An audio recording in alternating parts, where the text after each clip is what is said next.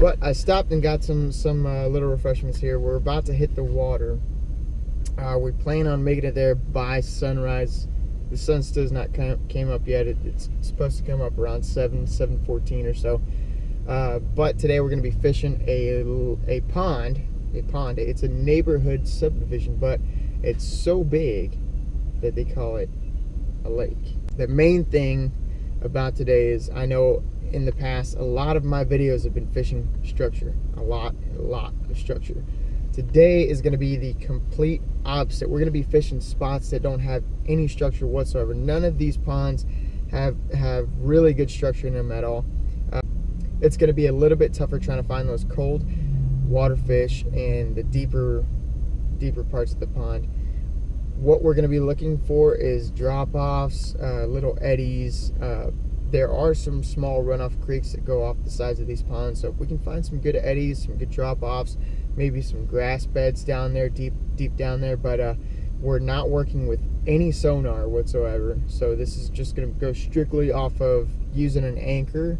And today I think we're going to be keying in on some big crankbaits, also maybe some slow moving spinner baits. These bass are going to start pre-spawning here pretty soon if they haven't already, so hopefully we can get some to bite today. So y'all stick around for a little bit and let's see what we can get done today. All right, so we have been on the water for about 30 minutes already without a single bite. Where we ended up moving spots, we didn't have a single bite at the first location, so now we got the yaks ready.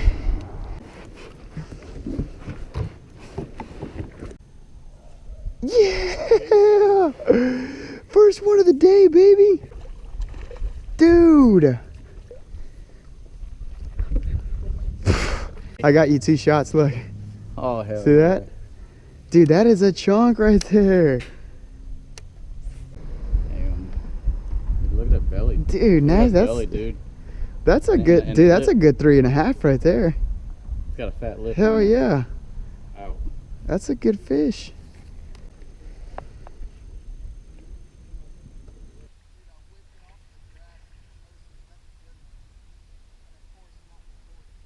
I got you.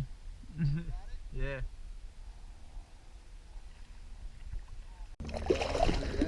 Yep, he's about to spit it right now. Oh my gosh, dude. Did you get that? Yep. You got it? Okay, y'all. We fished relentlessly this morning at that first location and had absolutely no luck. We made a smart move, came to the second location. I was actually thinking about on switching the baits that I was using from the red crawl to a chatterbait, and I'm glad that I did not make that move. Something told me hang on to that crank a little bit longer. I did, and the gut on this fish is just absolutely crazy. I got to get that crank out of her mouth. She absolutely inhaled it. I got to get that crank out of there. Once I get that crank out, we'll go ahead and release her back in the water and get back to it. One more look at her there.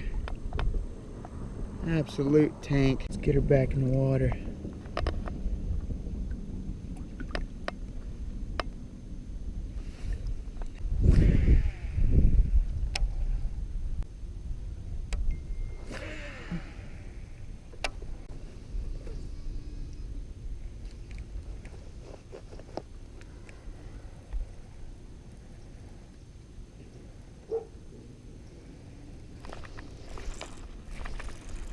There's another one.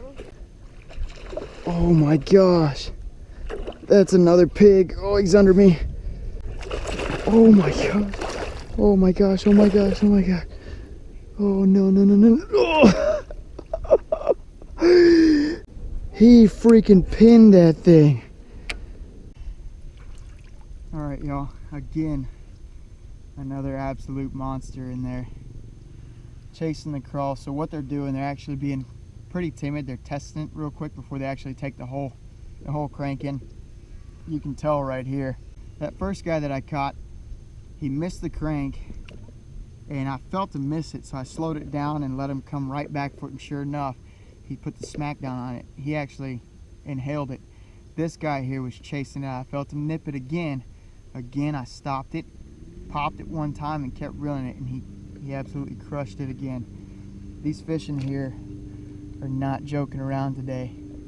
They've got some really wide bellies on them, and I think we found the pattern that they like today, and that's going to be that red crank on there.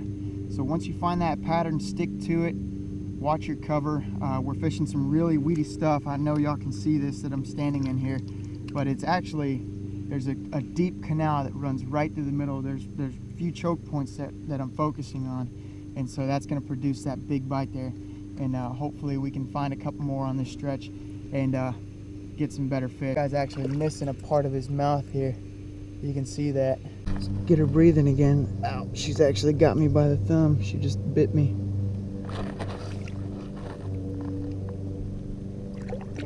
There you go.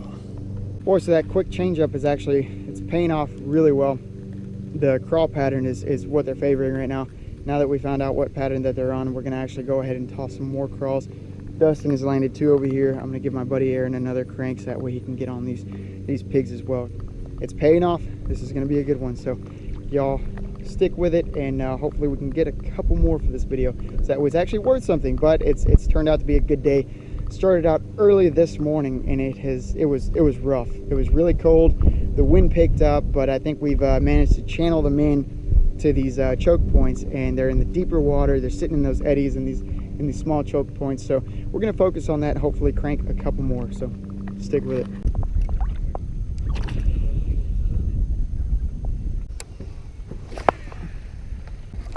There's one.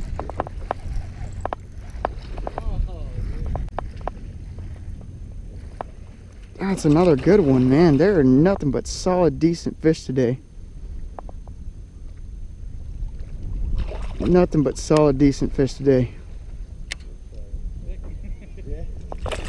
Oh man, yeah, that's a chunk there. Hang on, buddy. Hang on, buddy. Come here. Oh yeah. There's a third little football right there, guys. They're absolutely tearing that crank up today.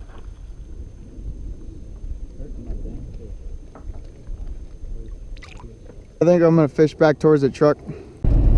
All right, y'all, let's go ahead and get a recap on everything that happened that day. I didn't get to make an outro towards the end of the day. I ended up having to do a bunch of different things, but so like I was saying, that deeper water, we had no fish finder whatsoever, so we were going just off a pure feel. We would drop the anchor, see what happened, see what kind of depth we were looking at, if the anchor pulled up any type of grass, any type of vegetation to begin with at all, which there was little to none vegetation inside of that big pond. But our main focus points were those drop-offs where we would find that 5 to 10 foot drop range of water going on.